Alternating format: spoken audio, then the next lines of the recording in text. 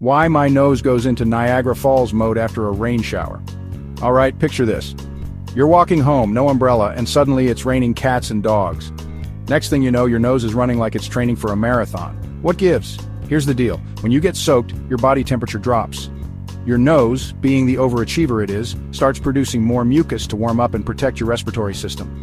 Think of it as your body's way of giving your nose a cozy blanket. Also, rain can stir up pollen and other irritants.